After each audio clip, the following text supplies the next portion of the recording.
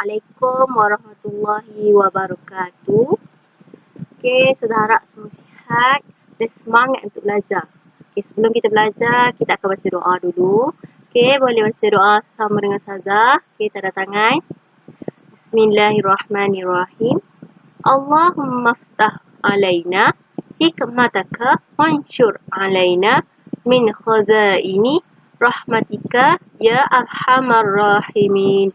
Ya Allah, bukakanlah ke atas kami hikmat-hikmat-Mu dan limpahilah ke atas kami khazanah rahmat-Mu. Wahai Tuhan yang maha pemurah lagi maha penyayang. Amin ya rabbal alamin.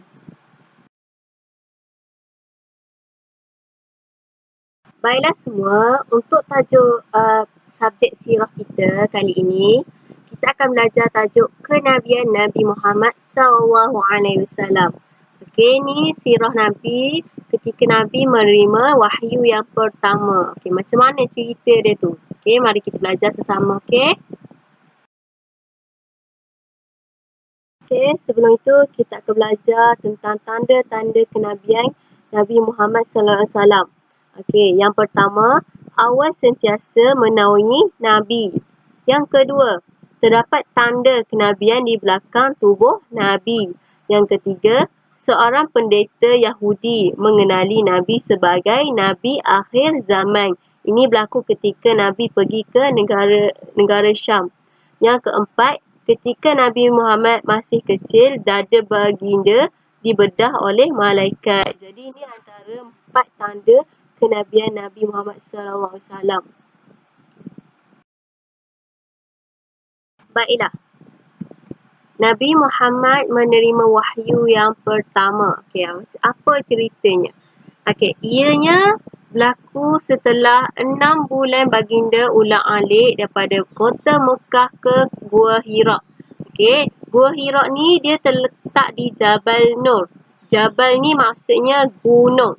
Maksudnya di dalam gunung ini ada sebuah gua yang dinamakan Gua Hira. Jadi di situ Nabi beribadah mengasingkan diri daripada penduduk Mekah. Okey, jadi selama 6 bulan Nabi ulang-alik daripada kota Mekah ke Gua Hira untuk beribadah. Okey. Jadi pada suatu hari baginda didatangi malaikat Jibril pada 17 Ramadan ketika baginda berumur 40 tahun. Okey, ini permulaan macam mana turunnya wahyu yang pertama. Macam mana Nabi dilantik menjadi Rasul. Baiklah. Malaikat Jibril datang menemui baginda dan berkata, "Bacalah." Baginda menjawab, "Aku tidak tahu membaca." Kemudian malaikat Jibril memeluk baginda sehingga baginda merasa lemas dan melepaskannya serta berkata, "Bacalah." Malaikat Jibril mengulangi perkataan dan memperbuatannya sehinggalah 3 kali. Baginda tetap menjawab, "Aku tidak tahu membaca." Kemudian malaikat Jibril melafazkan firman Allah seperti yang terdapat dalam surah Al-Alaq ayat 1 hingga 5. Baiklah, ini ialah surah Al-A'la ayat 1 sampai 5 yang dilafazkan oleh malaikat Jibril. Bismillahirrahmanirrahim. Iqra' bismi rabbikal ladzi khalaq. Khalaqal insana min 'alaq. Iqra' wa rabbukal akram. Alladzi 'allama bil qalam.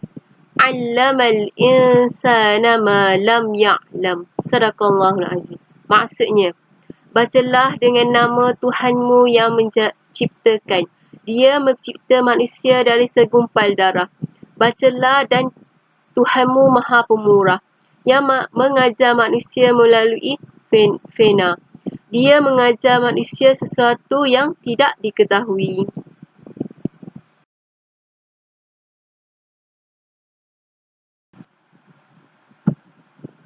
Okay. Setelah kejadian tersebut, baginda pulang dengan perasaan takut dan gemetar, tetapi ditenangkan oleh isteri baginda, iaitu Siti Khadijah. baginda menceritakan kisah yang berlaku itu kepada isteri baginda. Siti Khadijah yang risau akan keadaan baginda itu lalu membawa baginda menemui Waraqah bin Nufal, iaitu seorang penganut agama Nasrani dan mengikut perkembangan kemunculan seorang Rasul.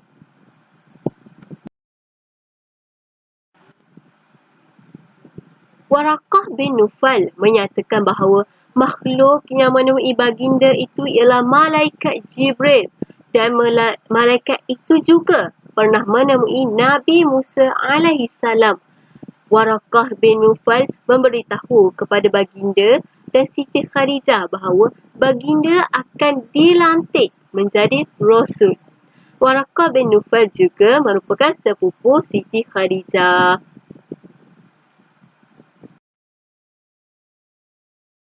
Maka setelah itu, turunlah ayat Al-Quran daripada surah Al-Mudaththir.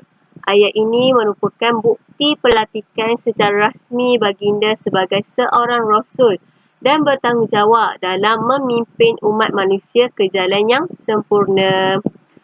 Bismillahirrahmanirrahim. Ya ayyuhal mudaththir, qum fa'anzir, wa rabbaka fakabbir, wa thiyabaka fatahhir, warrujza fahjur, wa la tamnun tastakthir. Sadaqallahul azim. Maksudnya, wahai orang yang berselimut, bangunlah dan berilah peringatan. Hendaklah engkau agungkan Tuhanmu. Hendaklah engkau bersihkan pakaianmu. Segala perbuatan dosa hendaklah engkau jauhi dan janganlah memberi kerana hendak beroleh lebih banyak. Okey. Sebelum dilantik sebagai seorang Rasul, baginda terus menjalankan seruan Islam dengan memperkenalkan ajaran baginda kepada masyarakat Arab. Semua ajaran itu daripada Allah melalui malaikat Jibril. Jadi, setelah Nabi Muhammad dilantik menjadi Rasul, baginda pun berdakwah. Bermula daripada kaum keluarga, kepada sahabat, kemudian kepada semua masyarakat, sehinggalah sampai kepada kita. Jadi, ajaran Islam ni memang akan kekal sehingga ke hari kiamat.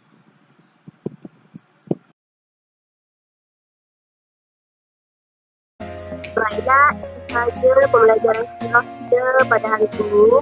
Kita sambung lagi pada tajuk yang akan datang. Siapa yang ada persoalan boleh tanya saja. Okey, terima kasih. Assalamualaikum warahmatullahi wabarakatuh.